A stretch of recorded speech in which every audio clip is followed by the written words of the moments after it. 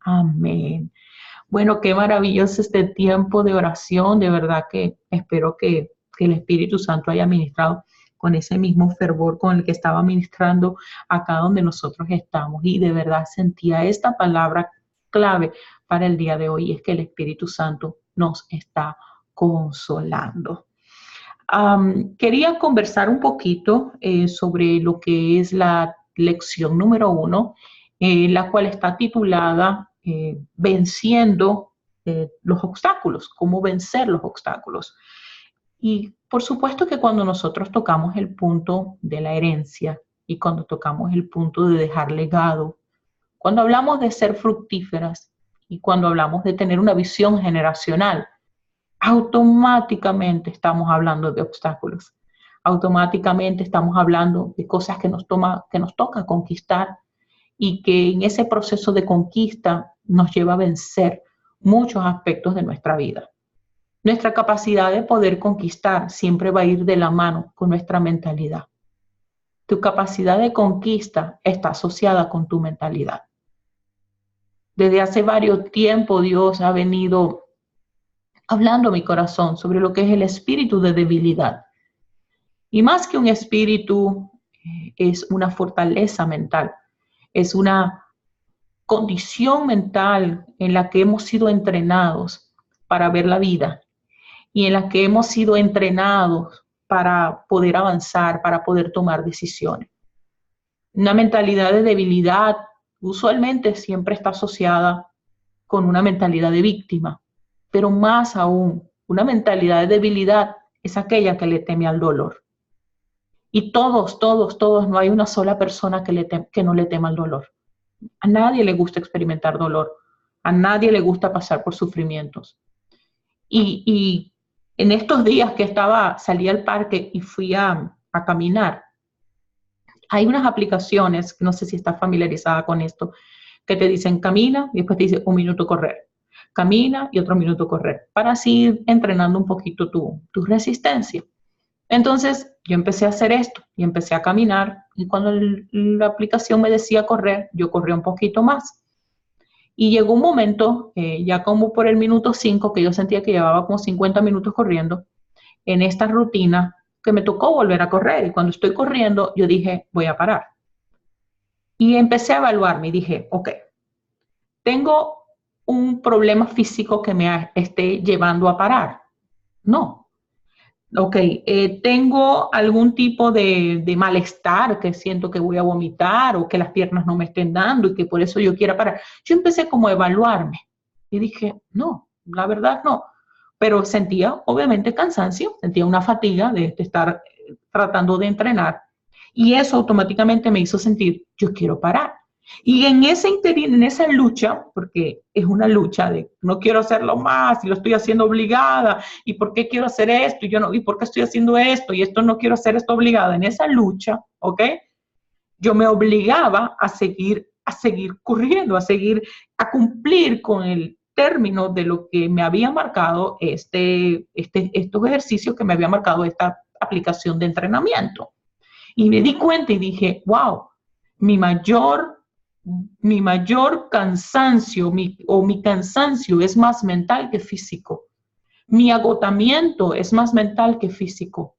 Mi miedo al experimentar el dolor que se siente de querer correr este minuto, de querer perseverar a cumplir la meta que me había establecido, se experimenta dolor. Porque cuando llegué a la casa, en mi mundo, yo estaba exhausta.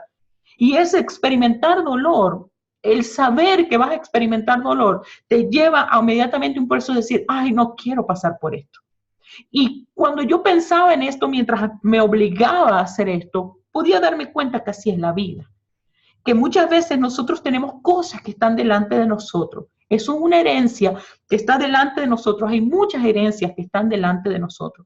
Muchas herencias que estuvieron delante de nuestros padres, pero que no necesariamente hemos podido conseguir, hemos podido alcanzar, porque sabes, indiscutiblemente, la carrera, desde donde tú estás ahorita, hasta poder ir al lugar de lo que llamamos herencia, va a requerir una lucha, una contienda, una rendición de una porción de quien tú eres, una transformación de tu mente, y va a llevarte a toda una cantidad de procesos que son dolorosos, pero a la final, cuando logras la conquista de aquello que el Señor ha puesto delante de ti, tú te das cuenta que es la mejor decisión que hemos podido tomar.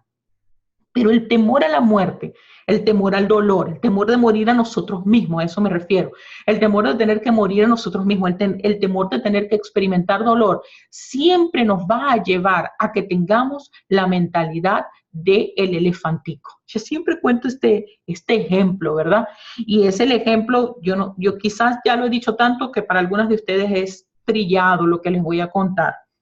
Pero está esta historia de cómo entrenan a los elefantes en algunos de estos circos que no debieran de existir o lugares de estos donde los tienen a los animalitos allí amaestrados para presentarlos a la gente, lo cual estoy en contra de eso. Pero la forma en la que entrenan a estos animales es que cuando ellos están muy pequeños a ellos les amarran una cuerdita, un mecatico, ¿ok? Y ese mecatico lo ponen sobre una estaca. Por supuesto, cuando el elefante es pequeño, la estaca tiene más fuerza que la fuerza en sí misma de este elefantico. Y el elefantico empieza a moverse y empieza a mover la patica, pero la estaca es más fuerte. Y el elefantico lo trata de hacer y lo trata de hacer y lo trata de hacer. Y llega un momento en que se da cuenta que no importa cuánto lo intente, él está amarrado a esa estaca. Pero llega un momento en que el elefantico deja de ser elefantico y se convierte en lo que está supuesto a ser. Y todas sus proporciones y dimensiones empiezan a manifestarse y se convierte en este estrombótico animal, majestuoso animal llamado elefante, que pesa toneladas y que te aseguro que una simple estaca no tiene la fuerza y la capacidad para mantenerlo amarrado. Pero sin embargo, fue entrenado por muchos años a que esa estaca y esa cuerdita lo mantenían atado en el sitio y llegó a dejarlo de intentar. Y ese elefante no vuelve a intentar, o sea, teniendo toda la fuerza, teniendo todo ese poder, teniendo todo ese tamaño, teniendo todas las condiciones físicas, su mente se quedó en la mente del elefantico que se cansó de intentarlo y no pudo. Y no vuelve a intentar el zafarse, no intenta irse. Por eso a veces tú ves a esos grandes elefantes y dices, ¿cómo que esa cuerda y esa estaca va a sostener el elefante? Porque no es la cuerda y la estaca, fue lo que produjo esa cuerda y esa estaca, que fue una mentalidad de imposibilidad. Y romper las mentalidades de imposibilidad es la mayor lucha con la que nosotros vamos a tener. La Biblia está llena de ejemplos de luchas, de contiendas, de adversarios que nosotros tenemos. Tenemos un adversario llamado el diablo, ¿verdad? Tenemos un adversario llamado el enemigo. Y sí, hay muchas luchas externas, hay muchas fuerzas externas que vienen a tratar de causar oposición para que nosotros seamos los hijos y los herederos que el Señor quiere que seamos. Pero lo que he aprendido con la vida, mis hermanas, es que la mayor lucha que nosotros tenemos es vencer la mente del elefantico. Es vencer la mente de ese cautiverio, es vencer la mente de la imposibilidad, es vencer la mente de la limitación, es vencer la mente de la escasez, es vencer la mente que nos lleva al temor, es vencer la mente que nos reduce a la condición presente sin darnos cuenta que en Cristo Jesús estamos compartiendo la vida incorruptible de Cristo que nos permite movilizarnos hacia donde Él quiere que vayamos. Y sí, probablemente va a requerir de nosotros un esfuerzo, pero cuando nuestra mente es transformada y nosotros logramos vernos bajo la identidad que tenemos en Cristo, no como este pequeño elefantito que está atado a una estaca, sino como aquello que ha logrado alcanzar su completo esplendor y completa dimensión de acuerdo a lo que nosotros compartimos en Cristo. Cuando entendemos que la vida de Cristo está dentro de nosotros, hay un proceso de identidad que empieza a transformarnos y empieza a hacernos ver más que vencedores. Y empezamos a ver una dinámica tan diferente en nuestras vidas que nos lleva a conquistar, que nos lleva a avanzar, pero todo se reduce a la mente. Todo se reduce a la transformación que ocurre en nuestro pensamiento.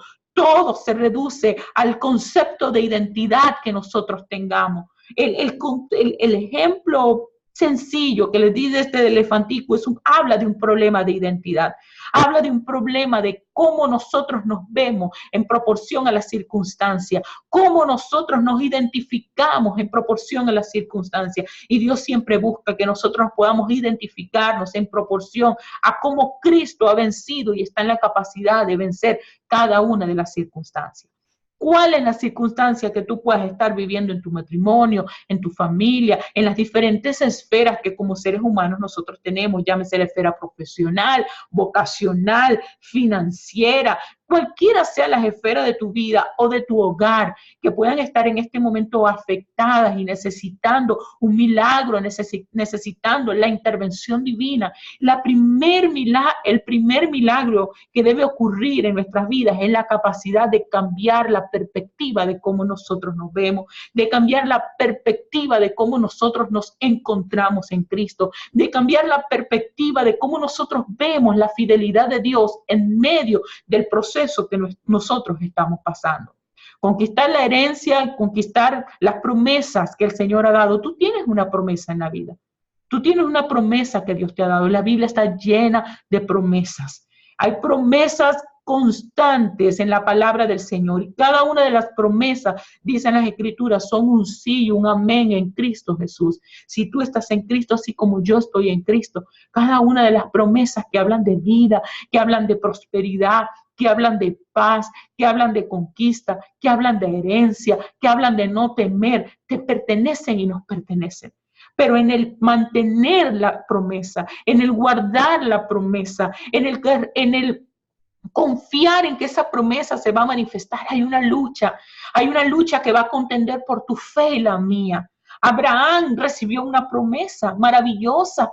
Recibió una promesa siendo un estéril y siendo Sara estéril, no habiendo vida para la procreación y la multiplicación. Recibió una promesa que trajo consigo un cambio de nombre, porque Dios te entrega una promesa para que Él pueda demostrar su fidelidad por medio del cumplimiento de esa promesa, pero también va a cambiar tu identidad para que tú puedas verte como parte de ese proceso de manifestación de esa promesa. No solamente le dijo a Abraham que iba a ser padre de muchas naciones, sino que le cambió el nombre para que el nombre que le diera la identidad de aquello para lo que él había sido llamado.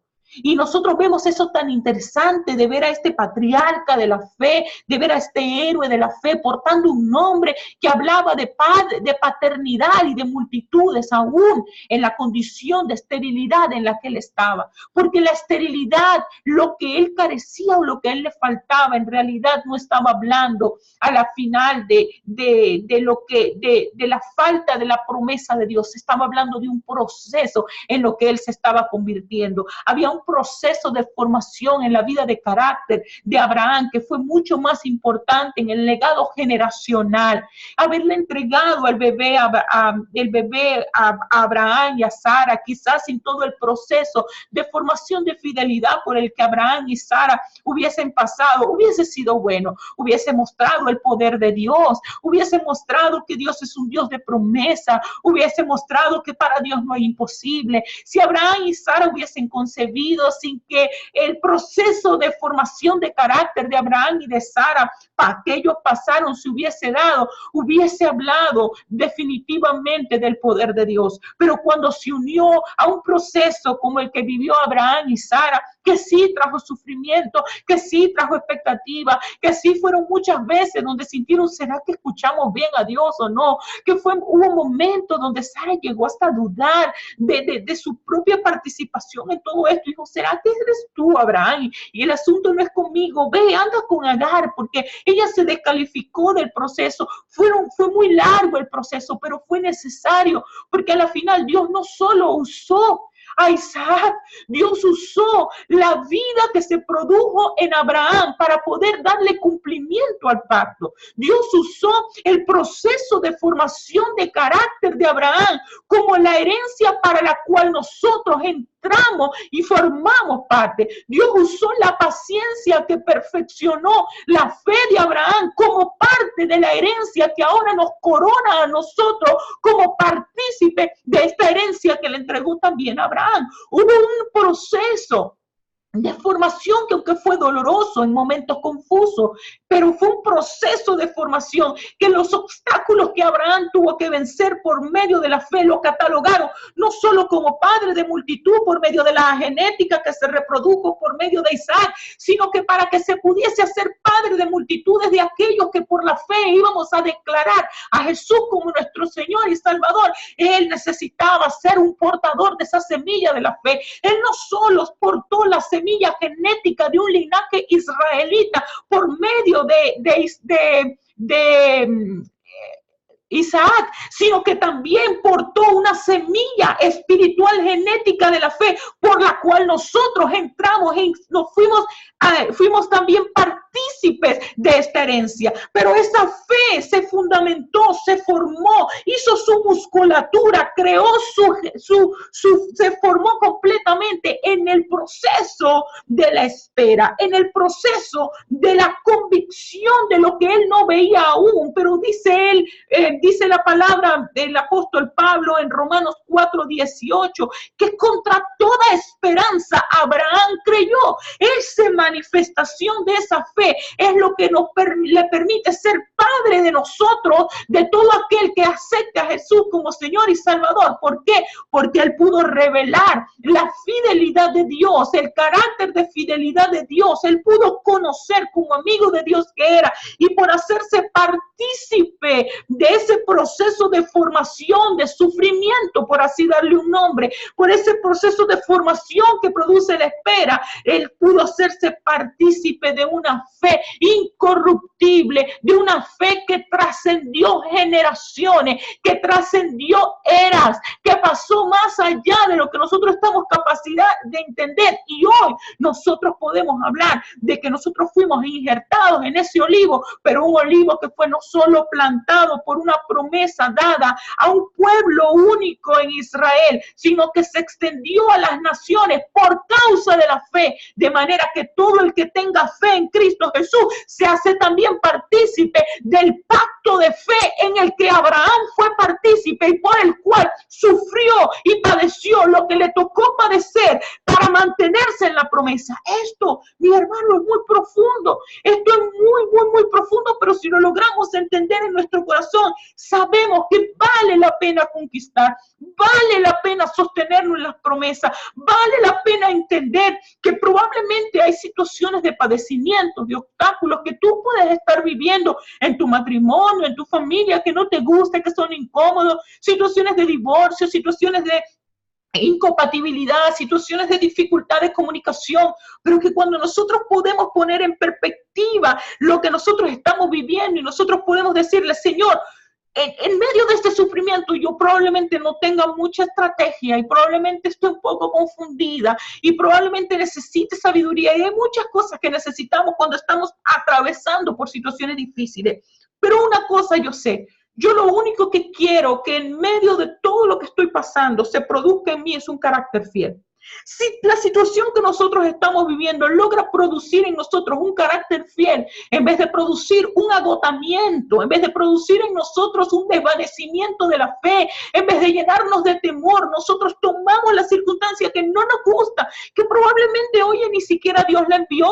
Probablemente nosotros estamos viviendo, como hablaba con estos días con una persona, y yo le decía, Noemí pasó por unas circunstancias muy difíciles, y eso lo podemos ver en el libro de Ruth, las situaciones difíciles por las que pasó Noemí. Le dije, pero Noemí estaba en un campo equivocado. Noemí se fue del lugar de la casa del pan y se fue a este lugar de Moab, porque en Moab había comida, pero en la casa del pan estaban pasando hambruna, y ese moverse de un lugar a donde Dios no le había llamado a mover, le trajo como consecuencia un sinnúmero de eventos familiares muy trágicos, y las consecuencias de esos eventos familiares súper trágicos trajeron como consecuencia un proceso en la vida de Noemí que no lo había enviado Dios, no fue parte de un castigo de Dios, no fue que Dios estaba enviándole algo, fueron unas consecuencias de decisiones que el esposo de Noemí tomó, y que Noemí entonces estaba viviendo un sinnúmero de consecuencias. Pero podemos ver una historia de redención cuando tribulación o el sufrimiento en medio, colocado en las manos de Dios tras un proceso de redención. Dios siempre va a redimir nuestro sufrimiento y tiene que ser la mentalidad con la que nosotros nos esforzamos. Por eso somos esforzados y somos valientes, porque independientemente de lo que vivimos, creemos: Dios, tú redimes mi sufrimiento, tú redimes mi padecimiento. Y si me toca ir a conquistar una herencia y me toca pasar un proceso que ya no es la consecuencia de una mala decisión, sino porque tú me lo has mandado a hacer. ¿Cuántos de ustedes recuerdan la historia de los 12 de los discípulos cuando ellos alimentaron a los 5,000? ¿Recuerdas esto? Seguido a eso, él le dijo que atravesaran al mar de Galilea. Los discípulos no querían, y los discípulos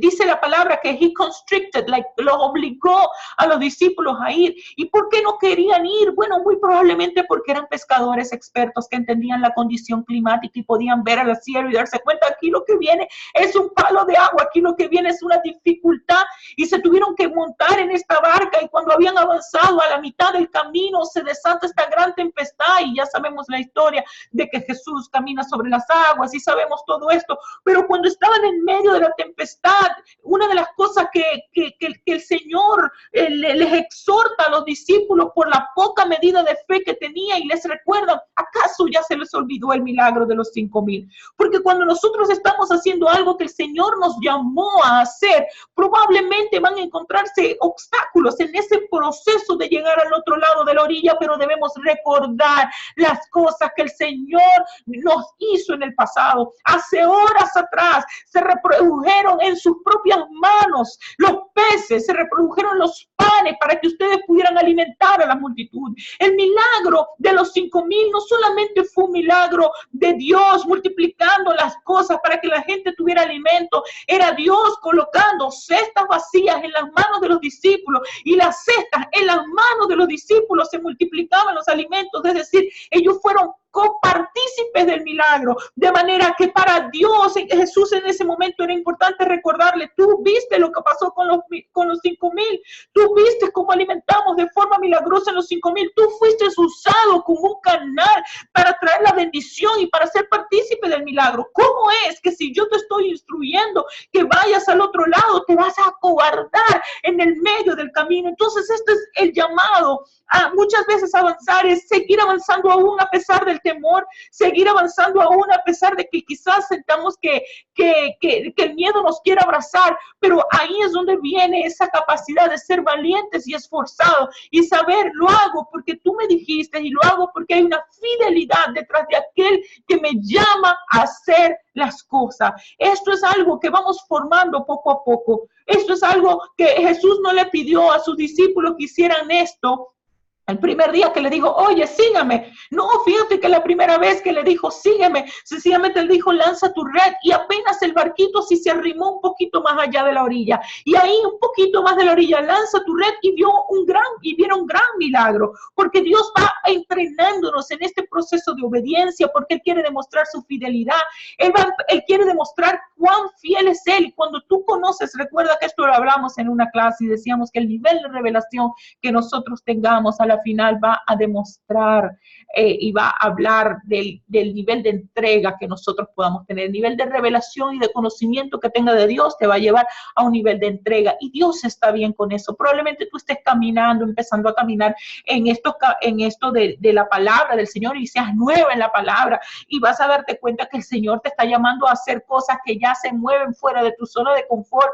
y probablemente para muchas personas a tu alrededor, y te muevas con gente que tenga más músculos de la fe que tú, y tú dices: no, que siento que no puedo. Pero ese poquito de paso que nosotros vamos dando, lo único que Dios quiere demostrar es que es fiel, que si tú das el paso, Él quiere demostrar que Él está, que Él es fiel para sostener ese paso que tú estás dando, que tú sientes que te vas a sucumbir en el sufrimiento, que te vas a sucumbir en el proceso de la conquista, que te vas a sucumbir en la transición que estás viviendo, pero Dios te está diciendo: estoy tan interesado en que conquistes como a que te des cuenta de la fidelidad que hay en mí en medio del proceso. Estoy tan interesada en que se cumpla la promesa, pero también en la persona que se está en la persona en la que te estás convirtiendo, en el proceso en el que conquistas la promesa. El proceso de la conquista de la promesa habla de una forma de legado que nosotros también impartimos a nuestros hijos, porque recuerda que tú enseñas de lo que sabes, pero tú impartes de quién tú eres, y tú te conviertes en aquello que tú estás en la capacidad de ir conquistando. Tú te conviertes en aquello que tú vas permitiendo que la vida indestructible de Cristo te empiece a forjar y tú empiezas a avanzar aquello que el Señor te llamó. Y yo cierro con la historia de Gedeón. Y perdón. Yo cierro con la historia de Josué y de Caleb, específicamente de Caleb. Me he visto muy centrada en la historia de Caleb en estos últimos días, en ese espíritu diferente que había Caleb. Esto es lo que nosotros necesitamos, un espíritu diferente. Un espíritu diferente vence los obstáculos. Un espíritu diferente ve diferente los obstáculos. Tú no te has rodeado a veces de personas que tienen una forma de ver la vida que tú dices, yo admiro esto, que pueden tener problemas, que pueden haber caído en bancarrotas, que pueden haber, como nosotros tenemos nuestro negocio, nos rodeamos también de muchos empresarios. Y hay empresarios que yo admiro su capacidad de poder caer y de volverse a levantar, y vuelven a caer y vuelven a levantarse. Y cada vez que se levantan, vienen con más fuerza y vienen con una nueva idea. Y yo digo, ¿cómo puedes hacer eso? Y es sencillamente la capacidad en la que ellos, la perspectiva bajo la cual ellos pueden mirar los problemas y ellos pueden mirar al futuro. Muchos de ellos están en Cristo, muchos de ellos no están. Es una capacidad, es una forma de ser, es algo que está en su carácter, es algo de mentalidad, en cómo ellos ven las circunstancias. Y esto me recuerda mucho a Caleb, porque Caleb tuvo una oportunidad maravillosa de conquistar su herencia, de conquistar ese monte de Hebrón, de conquistar ese monte que probablemente era el más difícil, con una edad joven y llegar allí y poder entrar y poder conquistar. Pero resulta que a causa de la incredulidad del resto del pueblo, del resto de los espías, él se ve confinado a estar en el desierto por 40 años, aunque él estaba en fe, aunque Josué estaba en fe, aunque ellos dieron buenos reportes a pesar de las malas circunstancias o de las difíciles circunstancias que se podían ver, ellos vieron buenos reportes por la mentalidad que ellos tenían. El efecto que trajo la incredulidad en estas otros 10 trajo como consecuencia un retraso para que él pudiese conquistar la herencia que estaba llamado a conquistar. Así que 40 años más tarde tenemos entonces a Caleb parado en aquel borde que limita entre lo viejo y lo nuevo, parado en aquel borde que limita entre lo que el padecimiento pasado, que no fue mi culpa.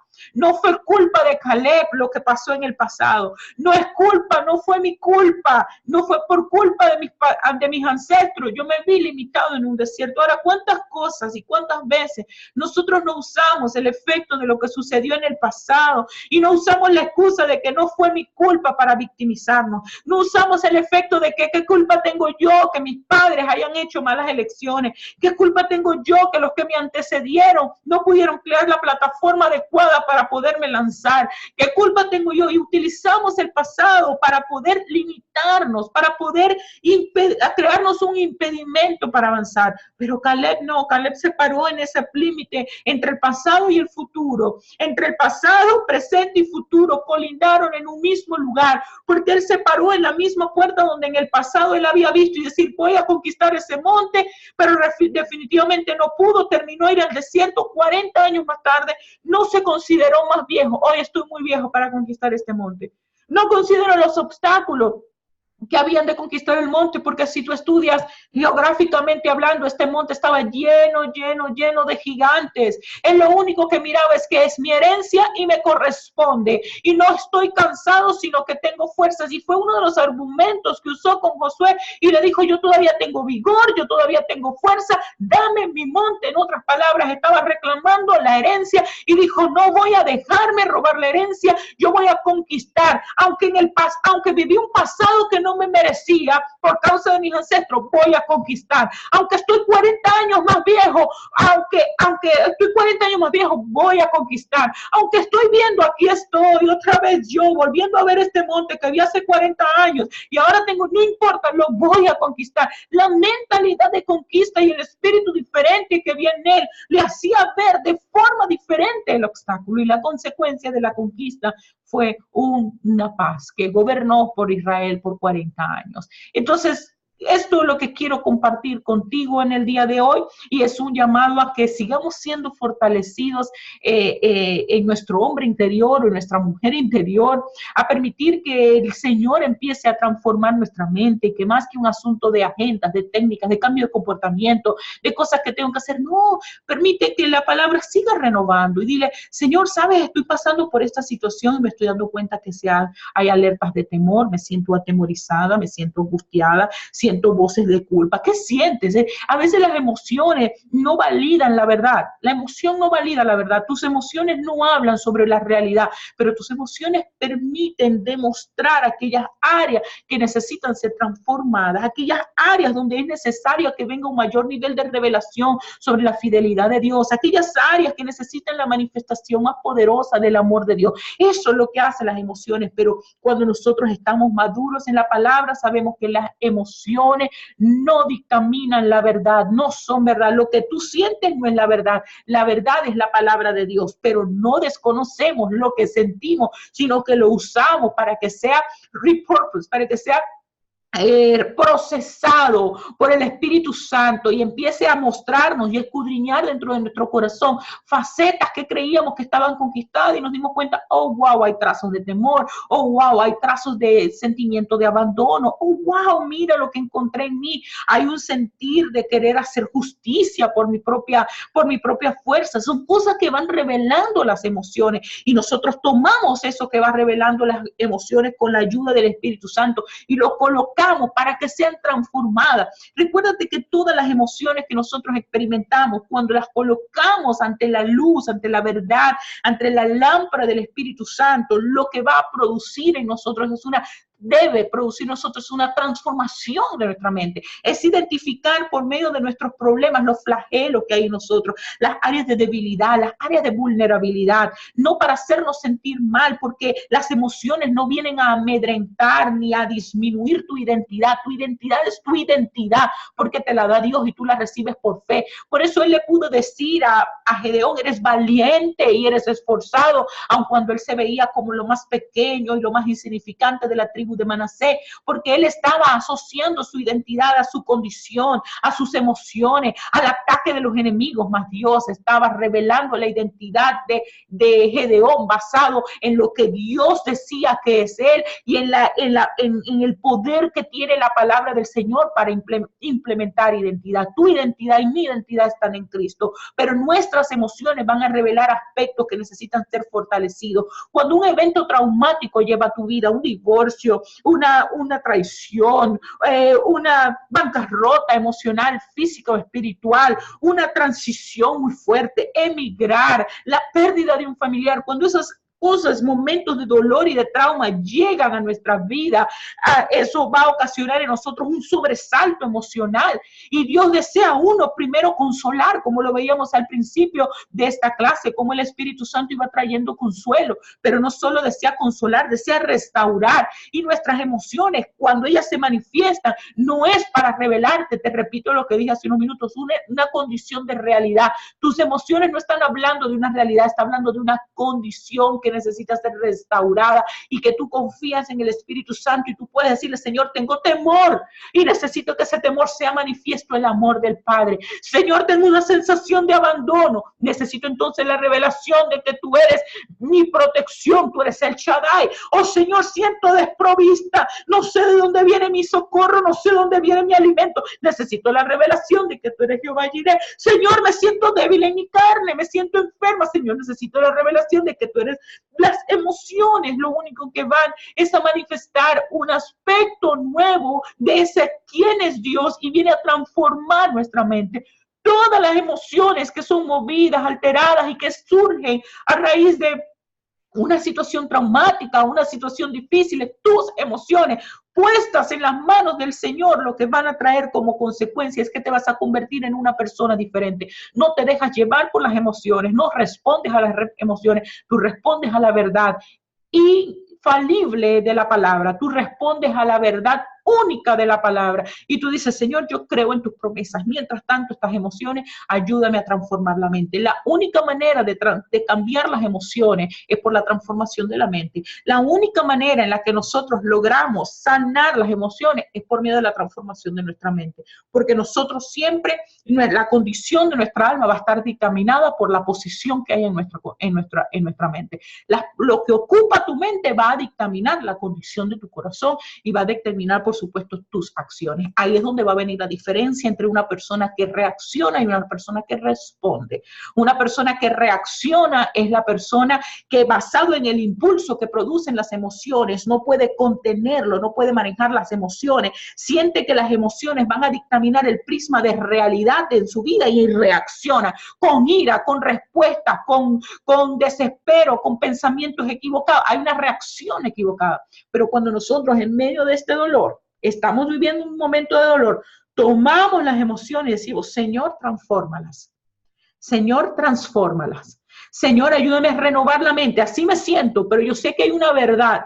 Esto no es mi verdad, pero así me siento. Y yo quiero que la verdad de la palabra empiece ahora a transformar mi mente y que ya yo no vaya a reaccionar de acuerdo a mis emociones, sino a responder en función de lo que dice tu palabra. Cuando tú aprendes a hacer eso, el dolor que pudo haber causado probablemente un ataque del enemigo de tu vida, el dolor que llegó a nuestra vida, el sufrimiento que llegó a nuestra vida, convirtió en nosotros una persona diferente. ¿Por qué? Porque nos hizo una persona que nos enseñó a caminar en el Espíritu y que nos enseñó a manifestar el carácter de Cristo, como Cristo manifestó su proceso de sufrimiento, que fue un proceso de totalmente dependencia. El proceso más difícil que tú y yo vamos a vivir en el proceso de restauración de un matrimonio, en el proceso de conquista de una herencia, va a ser no confiar en las emociones y confiar en la palabra de Dios. El proceso más difícil que tú y yo vamos a vivir y el obstáculo más grande que tú y yo vamos a vivir es no ser de doble ánimo, de permanecer en la palabra, uno con la palabra. El proceso más difícil es de transformar la mente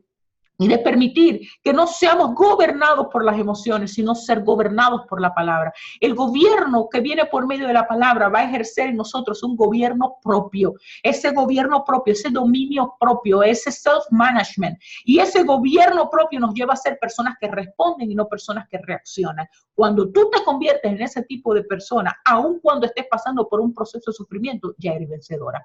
Cuando tú te conviertes en aquello que el sufrimiento trajo como consecuencia un propósito eternal en tu vida, que cuando tú te presentes delante de la presencia del Señor en la hora de tu partida y te presentes delante del Señor y dice, en mi hora de sufrimiento y en mi momento de dolor yo permanecí fiel, yo aprendí fidelidad, a permanecer fiel. ¿Y qué significa permanecer fiel? Que no dejé que mis emociones dictaminaran mi realidad, sino que tu palabra dijera cuál es mi verdad.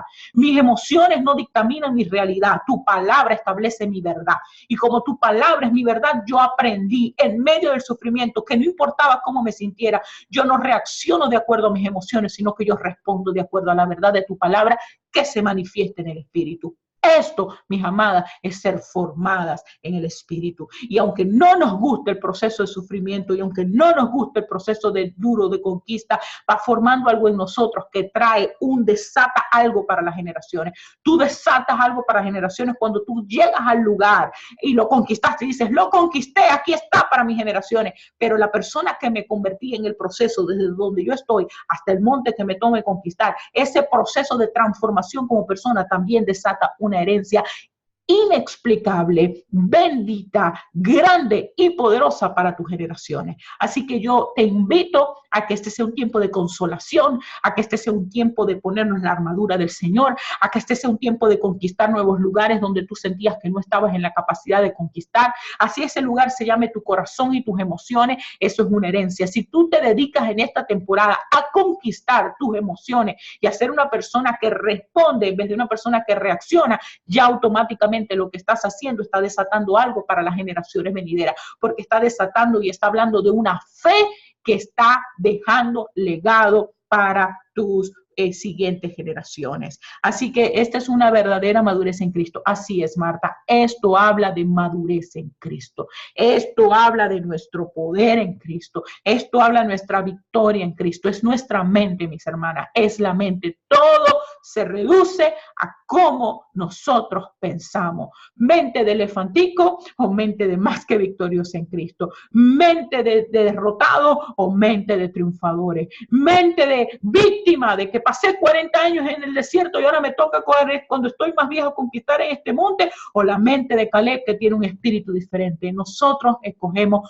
cómo pensar. No importa el lugar en el que te encuentres, los años que tengas de vida, no importa absolutamente nada. Si tú transformas tu pensamiento, el poder de la transformación de pensamiento y la persona en la que te conviertes en el proceso de conquista, deja una herencia generacional. Así que te bendigo, oro que esta palabra resuene, oro que esta palabra transforme, oro que esta palabra quede. Yo oro para que ningún pájaro devore la palabra que fue hablada, que ninguna espina ni ninguna piedra ahogue la palabra que fue hablada. Oro para que ningún endurecimiento de terreno impida que la palabra sea cimentada, sino que esta palabra de frutos, y yo hablo vida sobre ti, y yo declaro que tú das fruto al 100%. Yo declaro que esta palabra empieza a producir fruto al 100%. Yo declaro que tú vas a entrar a lugares de conquistas con una fuerza sobrenatural, con una gracia sobrenatural que se empieza a dispensar sobre tu vida. Yo oro para que tú en este momento seas empoderada, fortalecida por medio del Espíritu Santo, y que te da una gracia y que empieza ahora a manifestarse un gozo. Yo hablo un gozo sobre tu vida en este momento, que te ayude en este instante a poder ver diferente las cosas, a poder conseguir edificando, a poder seguir avanzando, a poder seguir conquistando. Yo oro para que tú te veas con vigor, así como Caleb se vio con vigor para conquistar el monte más difícil, el más lleno de obstáculos y con mayores gigantes. Yo oro para que tú puedas verte como esta persona con vigor, que va a poder conquistar lo que tiene por delante y que va a poder conquistar ese monte grande que se llama tu corazón y tus emociones. En el nombre poderoso de Jesús, amén y amén. Gracias por acompañarnos. Si tienes una pregunta, un comentario, cualquier cosa, pues por supuesto puedes hacerlo por medio del chat y con gusto te respondo. De resto, te bendigo Alfonsina, mucho gusto. Betsy, gracias por haberte conectado. Carmen, Damaris, Livia, Marta y el resto de las personas que también se han de conectar. Les bendigo, les amo mucho y espero que esta palabra haya sido de mucha ministración y de mucha entendimiento para esta nueva etapa. Cualquier pregunta, sigo aquí pendiente en el chat. Voy a parar aquí la grabación.